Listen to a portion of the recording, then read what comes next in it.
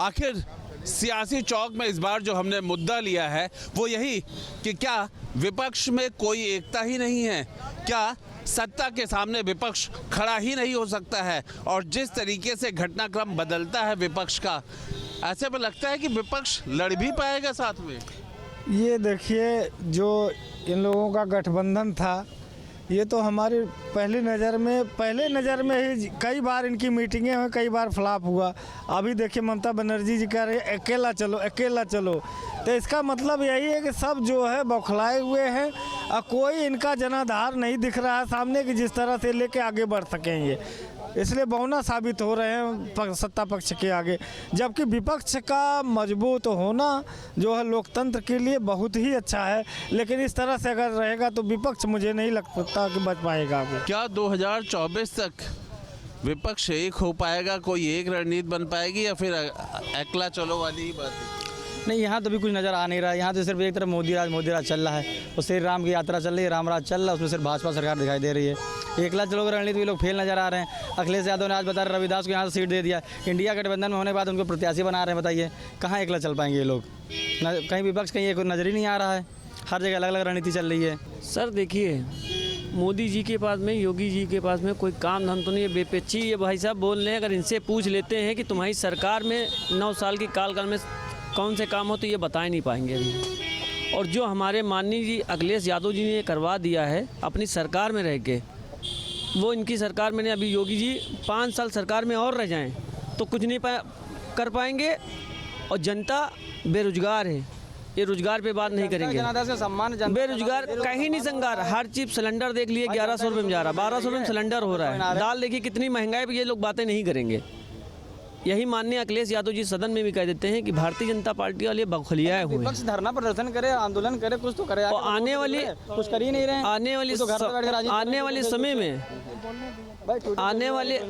वाले समय में नौजवान, अपना किसान सब अपने समाज गठबंधन के साथ में है। अब मेरा सवाल भी तो यही है, लगता है आप समझ नहीं पाए कि जो विपक्ष एक होने की बात कर रहा है, अब वो तो टूट रहा है, बिखर रहा है विपक्ष। सर कहीं कुछ नहीं टूट रहा है, वो तो अभी कोई इसका निर्णय तो आया नहीं है। आप अच्छे पत्रकार हैं और हमसे ज़्यादा आपको मालूम है, अभी तो हम आपके सामने लड़ते। इस तरह के संकेत अच्छे हैं क्या?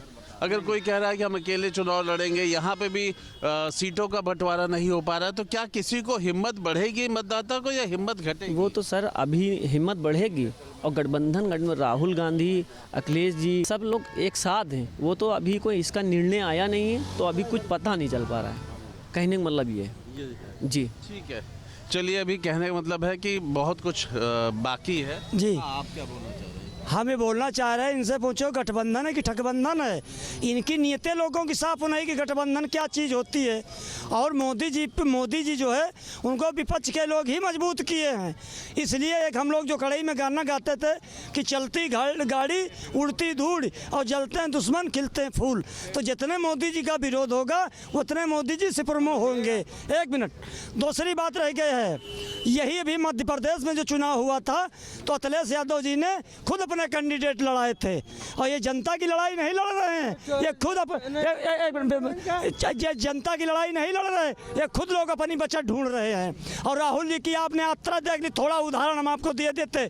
इनसे ये पूछो, ये लोग कहते हैं कि भारतीय जनता पार्टी मुसलमानों की दुश्मन, और ये लोग बदरुद्दीन अजमल को और डॉक्टर असरुद्दीन ओवैसी को, उनका ओवैसी साहब को, असरुद्दीन को क्यों नहीं गठबंधन में मिला रहे? इसलिए नहीं मिला रहे कि 20% अगर मुसलमान इकट्ठा हो जाएगा तो जो है हम लोगों की दुकानें बंद हो जाएंगी। तो बोलिए, सरकार तो सम्मान कह रही। मोदी जी ने कहा था एक हाथ में कुरान और एक हाथ में लैपटॉप, और समाजवादी पार्टी ने कहा था एक हाथ में तलवार और एक हाथ में कुरान। मतलब पढ़ाई लिखाई का नाम नहीं कोई। हम कहते बता दो क्या राष्ट्रीय अध्यक्ष समाजवादी पार्टी बना देगी आजम खां को शेर की सवारी से ज़मीन की सवारी पर लाने वाली समाजवादी पार्टी है। और समाजवादी पार्टी अगर गठबंधन नहीं करेगी तो एक सीट नहीं पाएगी। और भारतीय जनता पार्टी का चुनाव स्वयं जनता खुद लड़ रही है। और सऊदिया की जो रास्ता खुलाई गई है, अटल बिहारी वाजपेयी जी ने खुलाई थी। कहते अटल बिहारी वाजपेयी जी ने सऊदिया की रास्ता खुलाई थी। अटल बिहारी वाजपेयी जी ने प्रधानमंत्री सड़क योजना चलाई, 100 रुपये पर 2 रुपये क्रेडिट कार्ड चलाया। साथ तो खड़े नहीं हो पा रहे हैं और चुनाव लड़ने की बात कि जो बात कर रहा है समाजवादी पार्टी की एक सीट मैं तुमसे ये पूछ रहा हूँ, साथ तो खड़े नहीं हो पा रहे हो, सीटों का बंटवारा हो नहीं पा रहा, मीटिंग पे मीटिंग, ममता जी कहती है हम अलग चुनाव लड़ेंगे, बिहार में नीतीश जी कहते हैं कि परिवारवाद को बढ़ावा नहीं देना चाहिए, सब क्या है? मजबूत हो रहा है विपक्ष, कमजोर हो रहा है? कुछ सब अपने अपने रास्ते देखे। हम उत्तर प्रदेश के रहने वाले हैं। उत्तर प्रदेश में माननीय अखिलेश यादव जी उत्तर प्रदेश में 80 सीट लोकसभा जीतेगी। एक भारतीय जनता पार्टी एक सीट नहीं जीतेगी, खाड़ के फेंक देगी 24 दिखाई नहीं देगी। हाँ हाँ, डबल इंजन की सरकार जो है ये सपना मत देखिए तीसरी बार। हक की आने वाली 2024 में माननीय अखिलेश यादव जी के प्रधानमंत्री बनाएगी। बस सब समझ लो, यही बारात दुल्हा नहीं तो हो पारा कौन दुल्हा बनी। बारात क्या दुल्हा नहीं, ममता जी बनी है कि अरविंद केजरीवाल बनी है कि राहुल जी बनी है कि नीतीश जी बनी है कि अखिलेश जी बनी है। अब यह बारात क्या दुल्हा वाला मामला फंसा, दुल्हा क्लियर है नहीं बा और बगैर दुल्हा के बारात। जब मोहल्ले में बारात होती है तो आदमी दूल्हे को नहीं पहचान पाता है, चाहे जितना खास पड़ोसी उसके बगल में होता रहा है, और जब दूल्हे का सहरा उतरे तब पहचानते हैं। ठीक है, तो वो बच्चा होता सही तो बोल रहा है। इनसे पूछे भाजपा कितना नौकरी दी है, इनसे पूछे रोजगार कहाँ गए। क्या ऐसे पे लगता है कि विपक्ष का यही मजबूत चेहरा है जहां रोज कुछ ना कुछ आपस में विवाद नजर आता है? बिल्कुल, इन लोग में बहुत विवाद है। उस दिन ने ममता जी ने साफ मना कर दिया, अखिलेश जी ने मना कर दिया है, और नीतीश कुमार की बहुत जल्दी एनडीए गठबंधन में वापसी होने जा रही है। आपने देखा कि नीतीश कुमार जी ने अपने एक हफ्ते के सारे कार्यक्रम, सरकारी कार्यक्रम उन्होंने निरस्त कर दिया है और वो एनडीए के साथ आना चाहते हैं। मैं उनका वेलकम और स्वागत करना चाहता हूं। एक बात बताइए ईमानदारी से ऐसे ही कि क्या जो गठबंधन एक साथ चलने की बात हुई थी, अगर वो लगातार मजबूत बना रहता, कोई विरोधाभास ना होता, तो कहीं ना कहीं मतदाताओं के मन में भी जाता कि हाँ मजबूत है। लोकतंत्र के लिए भी कहा जाता है कि विपक्ष मजबूत होना चाहिए। क्या अब तक जो हुआ है वो ठीक है? सर जो हुआ है वो अभी तक ठीक है और गठबंधन मजबूत है। ये तो ममता जी ने कहा कि अकेले लड़ेंगे तो ठीक है। ममता जी अलग नहीं लड़ेंगी, वो साथ में लड़ेंगी सबके। आप उन्होंने सबसे कहा है, उनको कहने से क्या होता है सर? हम भी कहते हैं हम उनको और नहीं दिए तो हम योगी मोदी जी को और दिए। हमने क्या सोचा था कि हम अच्छे बन जाएंगे, योगी जी हमको मोदी जी कहीं नौकरी मिल जाएंगी।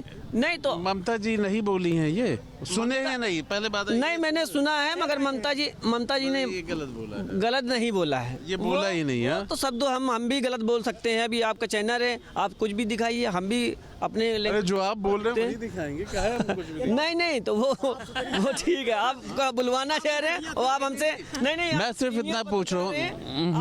सर मेरी बात सुनिए। आप सीनियर जूनियर पे मत जाइए, मैं बस एक लाइन पूछ रहा हूँ। ममता जी ने कहा ना कि अकेले लड़ेंगे, मैंने नहीं मैं यही कह रहा हूँ कि क्या विपक्ष एक रहता तो आपको अच्छा ना लगता? नहीं, मैंने सुना नहीं तो मैं इसके लिए नहीं बोल सकता हूँ, मैं नहीं बोल सकता इसके लिए।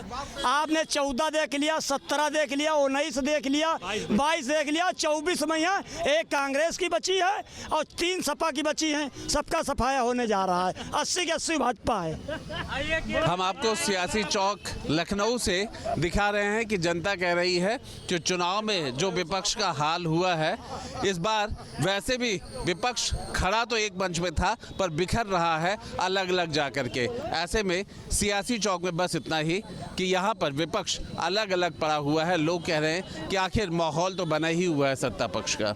वीडियो जर्नलिस्ट सैफुल हसन के साथ आलोक पांडे, न्यूज़ स्टेट लखनऊ।